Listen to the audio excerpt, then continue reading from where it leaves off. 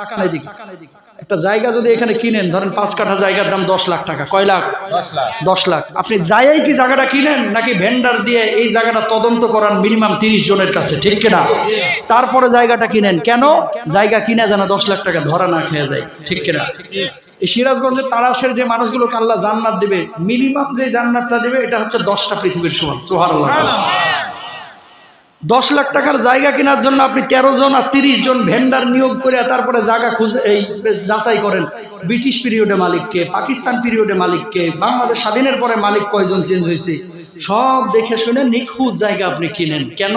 ধরা যেন না খায়। তো যে আমল করে আপনি জান্নাতে যাবেন, 10টা পৃথিবীর সমান জান্নাতে, ওই আমলটা করার আগে একটু তদন্ত যাচাই বাছাই করবেন না? কথা কন না কেন? ওই জায়গার জন্য তদন্ত করেন, তো যে আমল করে জান্নাতে যাবেন এটা তদন্ত করবেন না? আলেম ওলামার কাছে, হুজুরের কাছে একটু জিজ্ঞেস করবেন না? অবশ্যই করতে হবে, ঠিক না? আল্লাহ বুঝদান করুন। এক নাম্বার অজামিনযোগ্য অপরাধ, যেটা আল্লাহ ক্ষমা করবে না। এই কারণে বহুত মানুষ কি যাবে? জাহান্নামে যাবে। আহা, উমর ইবনে আব্দুল আজিজ রাহিমাহুল্লাহ, উনি যখন রাষ্ট্রনায়ক, খেয়াল করেন, ওমর ইবনে আব্দুল আজিজ যখন রাষ্ট্রনায়ক, তার কাছে রাষ্ট্রীয় কোষাগারে কিছু আপেল আসলো। আপেল আসলো। ছোট্ট সন্তান ছিল, এই সন্তান জীবনে কখনো আপেল দেখে নাই। খলিফার সন্তান একটা আপেল নিয়ে আপেলের উপরে কামড় বসায় দিয়েছে। যেমনি কামড় বসাইছে, খলিফা দূর থেকে দেখে দৌড়ে এসেছে, কয় সন্তান তোর মুখের মধ্যে কি? কয় আপেল। সঙ্গে সঙ্গে মুখটা ফেড়ে মুখের মধ্যে আঙ্গুল ঢুকিয়ে ওই গলা থেকে আপেল টেনে বের করেছেন। বলুন আল্লাহু আকবার। ছোট্ট মানুষ কাঁদতে লাগলেন। প্রাণের স্ত্রী দৌড়ে আসলেন। স্ত্রী আসার পরে বললেন, ও প্রাণের স্বামী, এইটা আপনি কি কাজ করলেন? ছোট্ট মানুষ একটা আপেলের উপরে কামড় দিয়েছে, তাতে কি হলো? মুখ থেকে এভাবে আপেলটা টেনে বাইর করলেন কেন? ওই খলিফা জবাব দিলেন, আমার কাছে যে আপেলগুলো এসেছে, আপেলের মালিক আমি না, এই আপেলের মালিক হচ্ছে রাষ্ট্রের নাগরিকরা। আমি যদিও রাষ্ট্রনায়ক, রাষ্ট্রের নাগরিকদের অনুমতি ছাড়া এই রাষ্ট্রীয় সম্পদ আমি আমার সন্তানের মুখে তুলে দিতে পারি না। বলুন আল্লাহু আকবার। এই জন্য আমি আমার সন্তানের মুখ থেকে আপেল বের করেছি। আমি আল্লাহ রাব্বুল আলামিনের কাছে কি জবাব দিব? এই একটা কামড় যে আপেলের উপরে বসাইছে, কি জবাব দিব? যদি আল্লাহ আমার কিয়ামতের ময়দানে ধরে যে আপেল যে খাইলো, তুই কেন বাধা দিলি না? ও ভাইরা আমার, উমর ইবনে আব্দুল আজিজ বলতেছে, আমার সন্তান আপেলের উপরে যেন কামড় বসায় নাই, জাহান্নামের আগুনের উপরে কামড় বসাইছে। বলুন আল্লাহু আকবার। কি ছিল তাদের আমানতদারিতা? একটা আপেল মুখ থেকে টাইনা বাইর করছে, যেন কলিজা টাইনা বাইর করছে। আল্লাহু আকবার বলেন। কয়েকজন গভর্নর ওনার কাছে আসলেন, ওমর ইবনে আব্দুল আজিজকে বললেন, ওমর, আমাদের কিছু হিসাব নিকাশ আছে। গভর্নর মানে এমপি। হিসাব নিকাশের জন্য ওমর ইবনে আব্দুল আজিজ এর কাছে যখন হাজির হইল, ওমর ইবনে আব্দুল আজিজ বললেন, ঘরের বাতি জ্বালাও। রাষ্ট্রীয় বাতি, রাষ্ট্রের তেল, রাষ্ট্রের ওই পইলটা জ্বালানো হলো। ওমর ইবনে আব্দুল আজিজের সামনে যখন গভর্নররা হিসাব পেশ করছেন, ওমর ইবনে আব্দুল আজিজ হিসাব নিকাশ যখন শেষ হয়ে গেল, একজন গভর্নর বলতেছে, আপনার বাড়ির কি অবস্থা? বউ বাচ্চা কেমন আছে? আপনি কি ভালো আছেন? ওমর ইবনে আব্দুল আজিজ জবাব দিল, এই মুহূর্তে বাতিটা নিভে দাও, তারপরে তুমি জবাব পাইবা। গভর্নররা জিজ্ঞেস করছেন, কেন আমরা এই মুহূর্তে বাতি নিভাবো? এতক্ষণ তো বাতি জ্বালানো ছিল। এতক্ষণ যত কাজ হয়েছে, কাজগুলো রাষ্ট্রীয় কাজ, রাষ্ট্রের বাতি জ্বালায়া ব্যবহার করে আমি জবাব দিয়েছি, কিন্তু আমার ব্যক্তিগত প্রশ্নের জবাব আমি রাষ্ট্রের তোয়লার বাতি জ্বালায়া তোমার দিতে পারি না। বলুন আল্লাহু আকবার। কি আমানতদারিতা, বুঝতে পারছেন তো? এক বৃদ্ধ ফকির আসছে, আসার পর বলছে, এই খলিফার বাড়ি কোনটা গো? ওই যে খলিফার বাড়ি। বুড়ি দিছে দৌড়। কেন? ভিক্ষা নেওয়ার জন্য।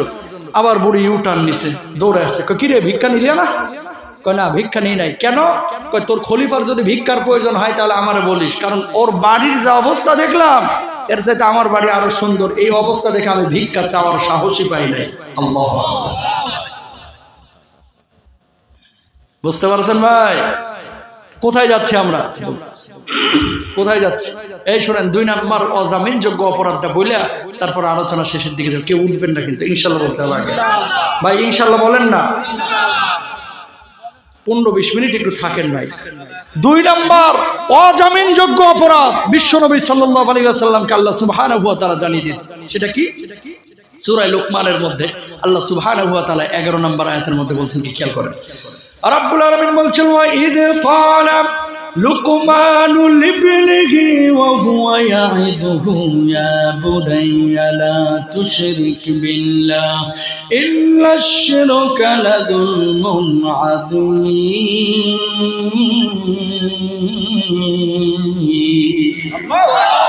আল্লাহ রাব্বুল আলামিন বললেন, খবরদার আল্লাহর সঙ্গে কাউকে শরীক করো না, আল্লাহর সঙ্গে শরীক করো না। আল্লাহ রাব্বুল আলামিনের সঙ্গে শরীক করা এটা অত্যন্ত গর্হিত কাজ, বড় সড় গুনাহের কাজ।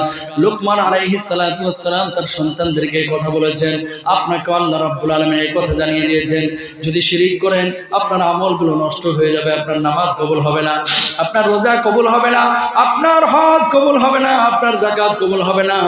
লা ইন আশরাকতা লা ইয়াহবাতান্না আমালুকা ওয়া লা তাকুনান্না মিনাল খাসিরিন। যদি আপনি শিরিক করেন সঙ্গে সঙ্গে আপনার পূর্বের আমলগুলো নষ্ট হয়ে যাবে। বলুন না আউযুবিল্লাহ। সন্তান দেওয়ার মালিক কে? খাওয়াচ্ছেন কে? অনেক মানুষের বাচ্চা কাচ্চা হয় না, বিভিন্ন দরবারে যায়, ওলিয়া উলিয়ার মাজারে যায় সন্তান চাওয়ার জন্য, আছে না নাই?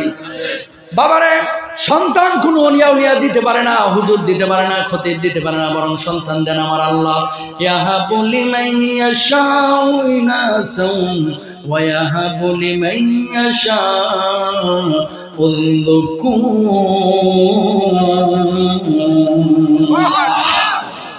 আল্লাহ তাআলা বলছেন, সন্তান দেওয়ার মালিক আমি আল্লাহ। ওলিয়া উলিয়াদের দরবারে গিয়ে কখনো সন্তান সন্ততি চাইবেন না, কবরের মৃত ব্যক্তি আপনারা কিছু দিতে পারে না। দেন কে? আল্লাহ তাআলা আমার 18 জন নবীর কবর জিয়ারত করাইছে, আলহামদুলিল্লাহ। কথা বলার উদ্দেশ্য আছে, কয়জন? 18 জন। নূহ নবীর নাম শুনছেন? ওনার কবরটা আমি 2 বছর আগে লেবানন গিয়ে জিয়ারত করলাম, ইসরায়েল সীমান্তে। যখন কবরের উপরে উঠলাম, পাহাড়ের উপর দিয়ে ওনার কবরটা জিয়ারতের জন্য ভেতরে দেখলাম কবরটা 72 হাত লম্বা। আল্লাহু আকবার কোন না? 72 হাত লম্বা, তার মানে কি পরিমাণ লম্বা ছিলেন।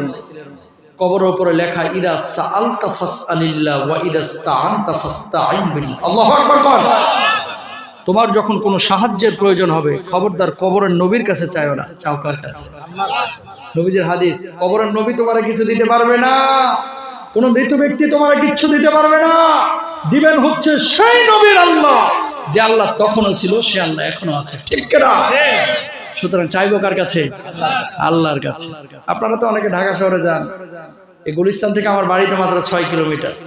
এই যায় দেখি কিছু পোলাপান আছে, হাত দেখায়, কিছু টিয়া বাবা বসে থাকে না, জ্যোতিষী গণক বদমাইশ, হাত দেখা বলে, বাবা আমার হাতের অবস্থাটা কি একটু দেখে দেন না। কারে বাপ রে বাপ, তোর তো আগামী 2 মাসে বড় বড় 2টা বিপদ আছে রে।